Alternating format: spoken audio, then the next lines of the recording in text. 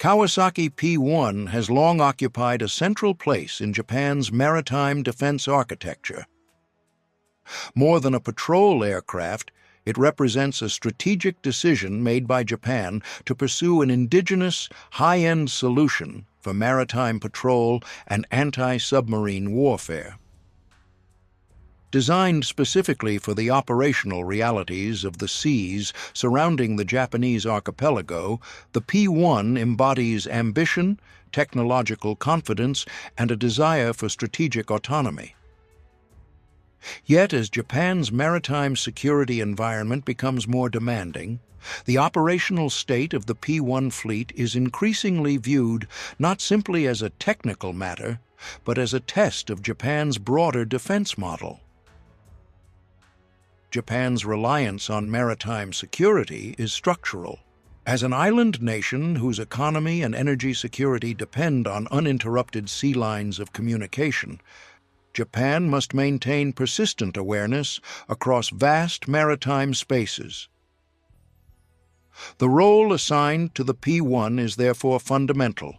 It is tasked with long-range patrol, submarine detection, and continuous surveillance in areas where underwater activity has increased steadily over the past decade. In this context, the P-1 is not an optional capability, but a core instrument of deterrence and situational awareness. The transition from the long-serving P-3 Orion to the P-1 was intended to strengthen this role. Unlike adapted commercial airframes, the P-1 was designed from the outset as a dedicated maritime patrol aircraft. Its sensors, mission systems, and flight characteristics reflect operational requirements unique to Japan's environment, including extended low-altitude patrols over open ocean and frequent operations in harsh maritime conditions. Strategically, this choice signaled Japan's confidence in its domestic aerospace industry and its commitment to maintaining control over critical defense technologies. Recent assessments, however, have drawn attention to challenges in sustaining the P-1 fleet at the level of availability originally expected. Independent audits and defense reporting have indicated that the proportion of aircraft fully mission-ready at any given time has been lower than planned. Maintenance periods have proven longer than anticipated, and logistical bottlenecks have affected turnaround times. Importantly, these findings do not suggest that the aircraft is fundamentally flawed or incapable of fulfilling its mission. Rather, they highlight stresses that emerge when an advanced, domestically produced system is operated intensively over extended periods. Operationally, the P-1 continues to perform key missions and remains visible in multinational exercises alongside Allied forces. Its participation in large-scale maritime drills demonstrates that Japan has not lost confidence in the platform's strategic value. At the same time, the gap between theoretical capability and day-to-day availability has become a topic of careful discussion within defense circles. For a force that depends on continuity and persistence, even modest reductions in availability can have strategic implications.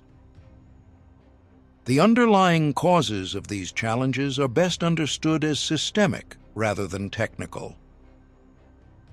Maritime patrol aircraft operate in some of the most demanding conditions in military aviation. Salt exposure, high humidity, and long hours at low altitude accelerate wear on engines, sensors, and airframes. For an aircraft such as the P-1, which integrates complex mission systems developed largely within Japan, sustaining performance requires a maintenance ecosystem capable of matching that complexity. Supply chain limitations have also played a role. An indigenous platform offers advantages in sovereignty and customization, but it can lack the economies of scale enjoyed by aircraft supported by global production networks. When parts are produced in smaller quantities and by a narrower industrial base, maintenance delays can become more pronounced. These realities do not negate the value of domestic development, but they do place greater emphasis on long-term sustainment planning. Within Japan, public discussion of the P-1's operational state has remained measured. Media coverage and expert commentary tend to frame the issue as a matter of policy adjustment rather than failure. There is a widely shared recognition that maintaining an independent defense industrial base inevitably involves periods of learning and adaptation. Supporters of the P-1 emphasize that the aircraft provides Japan with unique capabilities and preserves critical technological expertise. More cautious voices raise questions about cost efficiency, sustainment capacity, and whether additional forms of international cooperation might enhance resilience. Notably, these perspectives are not mutually exclusive. Both reflect a common understanding that the P-1 remains strategically important. The debate centers on how best to support it over the long term, rather than whether it should exist. This tone aligns closely with Japan's broader approach to defense policy, which favors incremental reform and consensus-driven decision-making over abrupt shifts. From a strategic standpoint, the experience of operating the P-1 offers lessons that extend beyond a single aircraft type. It highlights the importance of sustainment as a pillar of military power equal to design and acquisition. Advanced platforms deliver value only when they can be kept in service reliably under operational pressure. For Japan, this realization comes at a time when maritime demands are increasing and regional security dynamics are becoming more complex. Looking ahead, several paths are available. Improvements in maintenance processes, expanded stockpiles of critical components, and adjustments to operational tempo could all enhance fleet availability. Greater integration with allied logistics and shared best practices may also play a role, even while preserving the core principle of domestic control. None of these options require abandoning the indigenous model that the P-1 represents. Instead, they point toward refinement and maturation of that model. In this sense, the P-1 should be understood as a stress test rather than a verdict.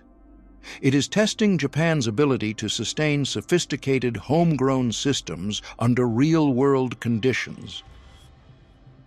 The outcome of this test will influence not only the future of maritime patrol aviation, but also broader decisions about how Japan balances autonomy, cooperation, and efficiency in its defense posture. Ultimately, the significance of the P-1 lies in what it reveals about Japan's strategic evolution.